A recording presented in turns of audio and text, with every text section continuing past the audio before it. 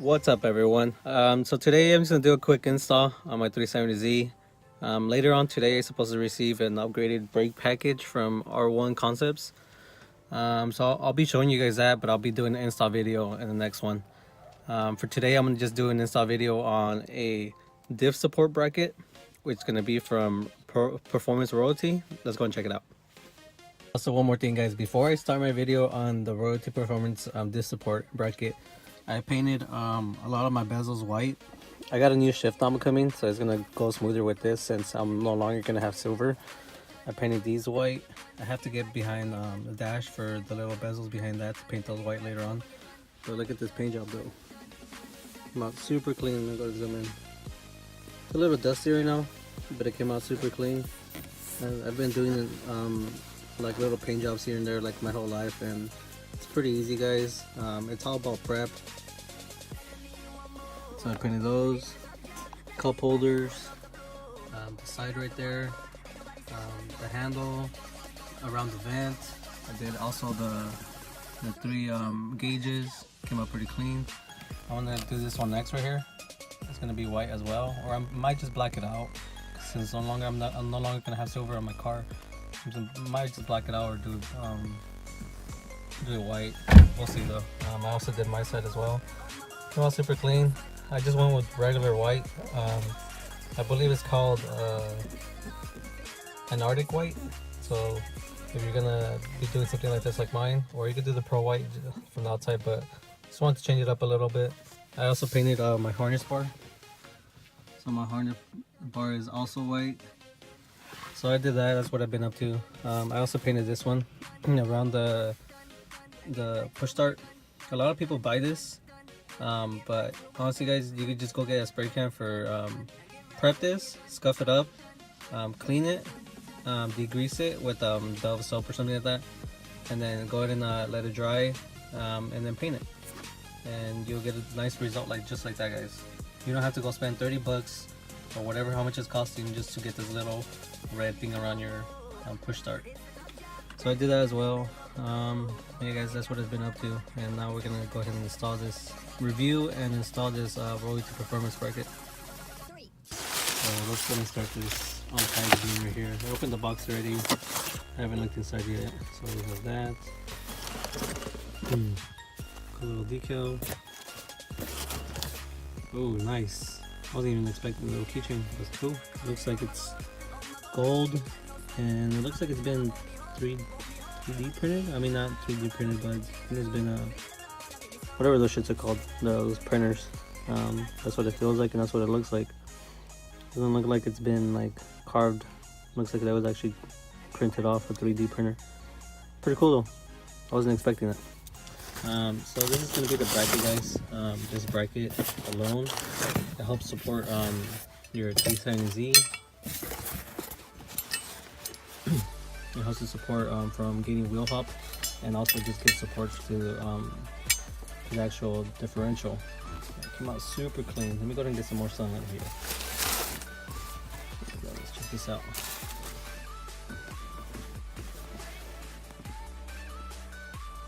Dope. Has a little P for the performance. It has a RP in the bottom. Little crown right there. So it has an R on one side, and it has a P on the other side, but then it has an RP on the bottom as well. It also came with the hardware, because it doesn't come with this bolt. The other bolt, the other two bolts that holes that are right here are actually already on the car. So all you have to do is just loosen up, put them on, and you're gonna have to put this one on, because that's one of the ones that doesn't come on. That's what I'm at least guessing. But yeah, guys, it came out super clean. This comes in black or purple, so you guys can get it whatever you want. I might paint it actually white later on, or get it powder coated white, so it can pop out more in the bottom of the car, because I think the black's just gonna get flushed in and you won't be able to see it. Yeah, guys, let's go and install this. About this, so the diff bracket itself, I know you guys are gonna start commenting in the bottom. You're gonna be asking me the price, so here you go. It's gonna be $159 plus $10 shipping. If you guys need to get a hold of them, I'll put a link down below, so you can just order yours. And what's beneficial about this, guys, is that you won't get, it will try to eliminate as much as wheel hop as possible. So if you're getting wheel hop right now, whether you're like doing from digs or you're doing drag races, and or you're just tracking and you know your car is getting a lot of wheel hop and your suspension's already maxed out or not stiff, but still you're getting that wheel hop, this diff support bracket will help with that. Also eliminates, well, it lowers down the chance of you getting that, I guess they call it teardrop bushing, which basically is the grease from your bushing from your differential starts bleeding out, which means that it's dead, it's done. You have to replace it, and it's a bitch to replace it. So this will help out, give more life to that bushing, from giving out sooner than it's supposed to. It's a great little upgrade that you guys could get. Plus it looks pretty dope. I'm gonna paint mine white like I said before, so it could pop out more. People would actually see it down there. Well, besides you guys are here on YouTube, you'll know that I'm rolling with it. Yeah guys, so I'll be doing a review of how hard it is to install this after I install it. I'll show you guys a little ways of how I'm installing it and stuff like that. Alright, let's get to it.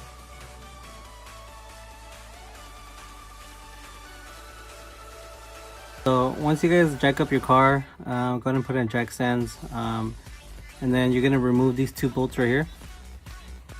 It's going to be this bolt right here and these bolts, and that's going to be a 14mm wrench or a ratchet, whatever you want to get, a socket. But I'm going to use one of my Husky tools right here. These are pretty easy to work with, guys. Let me go and remove this.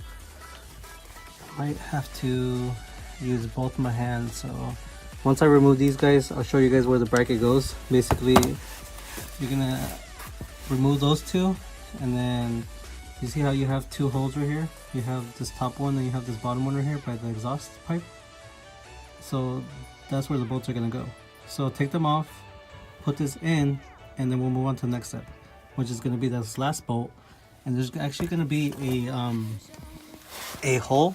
Let's see if I could actually show you guys.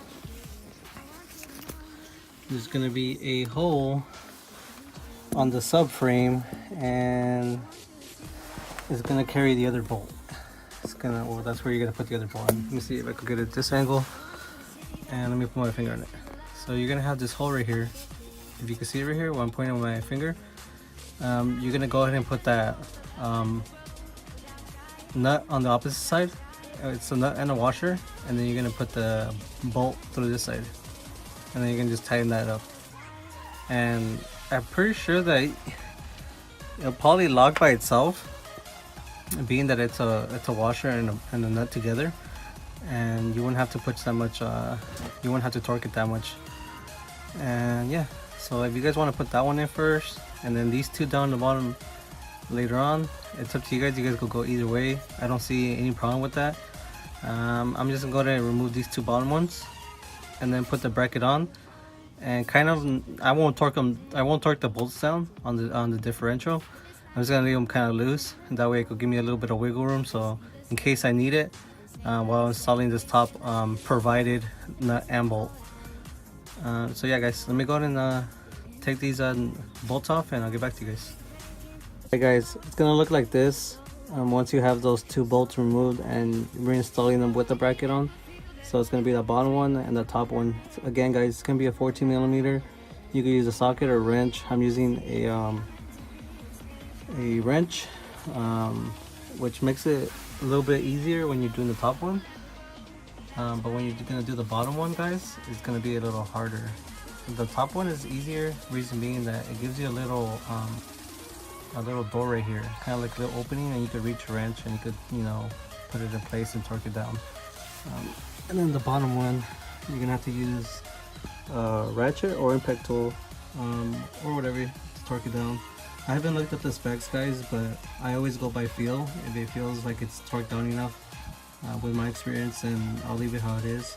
But if it's something else like mechanical and engine wise, I always go to and look my torque per pounds up on the internet, find out exactly which it is. But for this kind of stuff, you don't have to, you just go by feel. but just don't overdo it, because then you will strip the actual housing of the differential, and that's gonna be a bitch to fucking recover. So let's move on to the next bolt, which is the last bolt. Over here, guys, you're gonna sneak this one in through the subframe, through the back of the subframe, and then you're gonna put this bolt through the bracket into this one, and the subframe is gonna sit right in the middle. All right, let's put it on. It's gonna be kind of hard to get this nut in the back with the washer. So the way I did it was grab a 17mm, and you're gonna be able to put this to the subframe and hold it in place while you put the bolt in place. So go ahead and torque it down a little bit, and then you'll be able to sneak this one in there behind the subframe, because you're not going to be able to fit your hand in there, or fingers. And my hands are not even that big, guys, so it's going to be a little hard, and this is my little trick of how I did it. And if it keeps falling off, what I'm going to do next is just attach a little bit of paper here. So basically what I'll do is put it on here, get a little bit of tape, put it in here around, and then just attach it to the wrench, and then it will hold it in place enough for me to put in the bolt. Guys that don't have too much experience with cars, so this is what I mean, guys. Grab your 17mm wrench, and you're gonna hold that. Let's see if I can go and zoom in here. You're gonna hold that washer. You see it? Let me try to zoom in. So you're gonna hold that washer in place, while on the opposite side you're gonna go ahead and put in your bolt. So go ahead and turn it a couple times, and just keep your ratchet in place. Your wrench in place, just so you go to torque it on the other side, so it makes it easier, so you're not over there scrambling to find it again. So just hold it in place like this, and then let me see if I can capture it. On the opposite side, you're gonna get a socket and go ahead and torque it down while you're holding the wrench in place, just like that. So hold the wrench in place, torque the nut on the opposite side, the bolt on the other side. So just like that, guys. It's that simple. So sneak it in through here to the bottom, and sneak it all the way to the top. You're gonna go kind of in the angle, because you won't be able to go just straight. So sneak it in the angle, and then you'll have enough room to put it on, and that'll be that simple, guys. I'm already probably like 5 minutes into this thing, and it's almost on. I just gotta torque everything down. Alright, guys, so once you're done torquing down all 3 bolts, that's how it's gonna look like. The most difficult bolt was the top one, obviously, because you only have a little bit of space to be able to torque it down, but it's doable. You just need 2 of the 17mm wrenches. Alright, guys, let's move on to the next thing. Alright, guys, so this is going to be the last part of the video. So I just got my R1 rear brakes, and, well, not brakes, but rotors. So this is going to be the rears right there. And I got the fronts right here. So I went with drilled and slotted. Yeah, so I went with their carbon ones, I guess that's what they're called. I guess it's like the best ones that they have before you actually go into a actual official R1 Concepts big brake kit. But honestly, guys, if you guys are already rocking the Akibonos, that is a big brake kit. I don't know if you guys knew that. So if you're rocking the Sport 370Z, or you're rocking the Nismo, in a year, you're gonna have a big brake kit, most likely.